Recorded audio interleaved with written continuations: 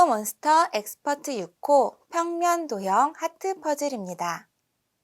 하트 퍼즐 네 번째 시간으로 황금 나선에 대해 알아보겠습니다.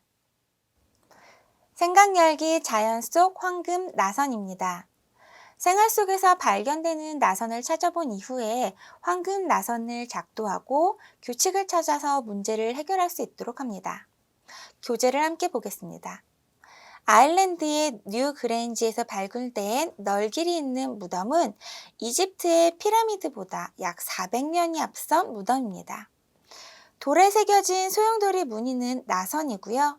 아일랜드 켈트족의 상징으로 나선은 태양, 성장, 삶의 시작과 끝 등을 의미한다고 합니다. 그 밖에 발견될 수 있는 나선 모양을 생각해보고 조개나 우리 귀의 모양, 큰 뿔양 이러한 것들을 찾아서 이야기를 나누어 보면 좋겠고요. 앵무조개에서는 황금 나선에서 피보나치 수열도 발견할 수 있다고 하는데요. 그러한 부분들 이쪽 오른쪽 페이지에 이야기 나눈 부분들을 정리할 수 있도록 해주시면 좋겠습니다. 개념콕에 앞서 이야기한 앵무조개가 그려져 있는데요. 피보나치 수열이란 앞에 두 수의 합이 바로 뒤의 수가 되는 배열을 이야기하죠. 그래서 그림에서 보이는 앵무조개 외에도 해바라기 씨앗의 개수, 또 우리 일상생활에서 보이는 다양한 그림들에서 이 피보나치 수열들을 발견할 수 있다고 합니다. 자, 앞에서 보았던 황금 나선 그리고 피보나치 수열에 대해서 학생들이 조금 더 자세하게 조사해 볼 수 있는 시간 가지시고요. 서로 발표해 보는 시간도 갖도록 해주세요. 개념탐구 2일 앵무조개의 황금 나선입니다. 아래쪽 사진을 보면 앵무조개 그림이 나와 있는데요. 수백만 년 전부터 바다에 살아왔던 살아있는 화석이라고 불린다고 하죠. 나선은 어느 방향으로 돌고 있나요? 껍데기 속에 구분된 부분을 방이라고 부릅니다. 앵무조개는 자신의 껍데기에 새로운 방을 더해가는 방식으로 바깥쪽으로 성장을 해 나가면서 독특한 모양을 이루게 됩니다. 성장을 함에 따라서 바깥쪽으로 이 방이 커지게 되는 것이죠. 그래서 앵무조개는 피보나치 수열과도 관계가 있습니다.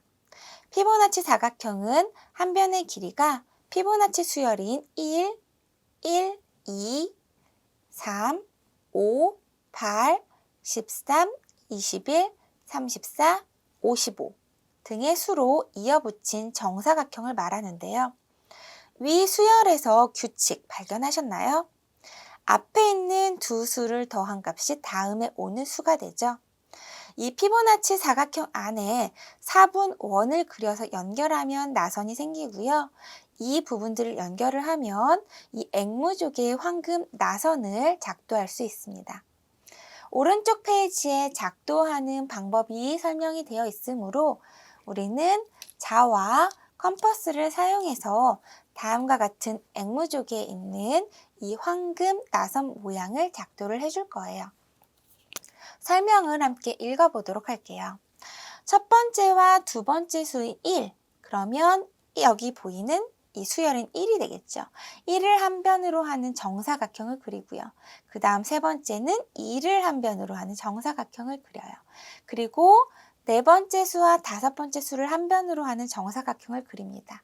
이렇게 이와 같은 방법으로 정사각형을 그려나간 뒤 첫 번째 그린 정사각형으로부터 4분원의 원호를 쭉 이 컴퍼스로 그려서 원을 나타내주면 다음과 같은 앵무조개에 있는 이 황금 나선 모양을 그릴 수 있습니다.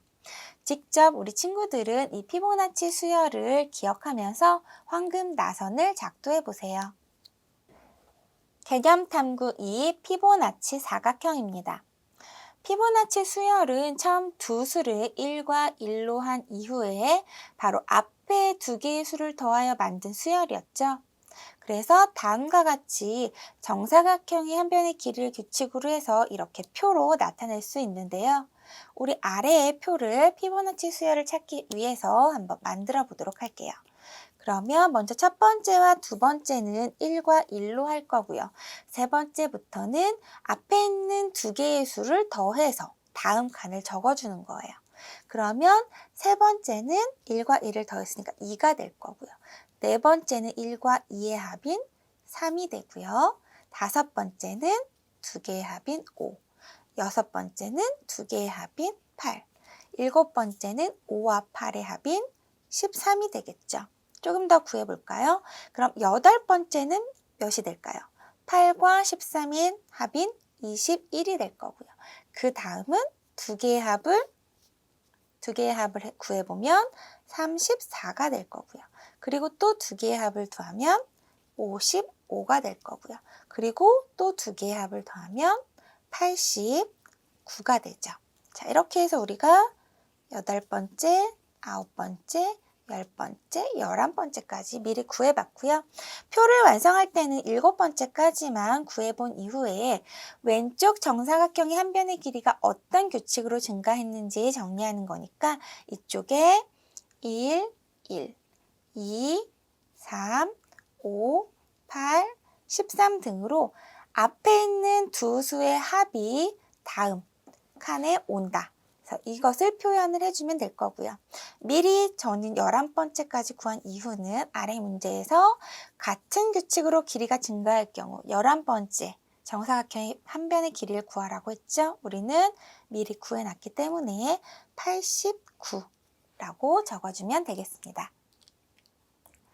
개념탐구 3, 황금 사각형입니다. 아래 문제를 함께 읽어보겠습니다. 자연 속에서 피보나치 수열을 찾을 수 있는 방법은 식물이 자라는 패턴을 자세하게 관찰해 보는 것이라고 하는데요. 아래 그림과 같은 해바라기 씨나 솔방울, 파인애플 껍질 무늬, 이러한 다양한 곳에서 피보나치 수를 찾을 수 있습니다. 해바라기 씨가 박힌 이 씨앗은 좌우가 나선 형태로 돌아가고 있으며 하나가 21인 경우 다른 것은 34, 하나가 34인 경우 다른 것은 55, 이렇게 두 줄의 씨앗 배열은 연이은 피보나치 수로 되어 있다고 합니다. 그래서 해바라기는 왜 다음과 같은 피보나치 수열 배열을 가지고 있는지 아래쪽에 함께 의견을 나누어 보고 정리해 보도록 되어 있는데요. 해바라기 씨 같은 경우에는 피보나치 수열 값을 이루면서 중앙에 밀집하거나 가장자리 부분이 빈 곳이 없이 균일하게 배치합니다. 그 이유는 불필요한 부분을 최소화하면서 씨를 최대한 많이 배열할 수 있고요.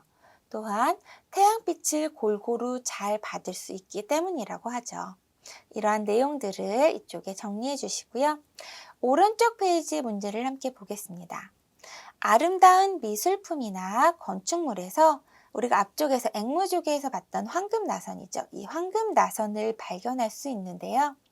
그림은 그리스의 파르테논 신전입니다.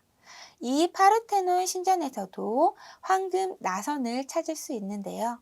그 밖에 황금나선을 이용하여 만들 수 있는 물건을 디자인해 보도록 되어 있습니다. 자, 이 황금나선을 사용하여 어떠한 것들을 디자인할 수 있을까요? 위 그림과 같은 황금나선을 연결했을 때 생기는 사각형을 황금사각형이라고 하고요. 1대 1.618의 비율을 갖는다고 해요. 이 비율은 사람이 가장 안정감을 느끼는 사각형의 비율이라고 합니다. 그러면 우리는 이 비율을 이용해서 계단이나 모빌 또는 액세서리 중에서 귀걸이 이런 것들을 디자인해 볼 수 있겠죠. 학생들이 자유롭게 이 페이지를 꾸밀 수 있도록 해주시고요. 지금까지 우리는 텍토몬스터 엑스퍼트 6호 평면 도형 하트 퍼즐 네 번째 시간으로 황금 나선에 대해 알아보았습니다. 황금 나선의 규칙을 잘 이해하고 직접 작도해 보면서 그 개념들을 이해할 수 있도록 해주세요. 감사합니다.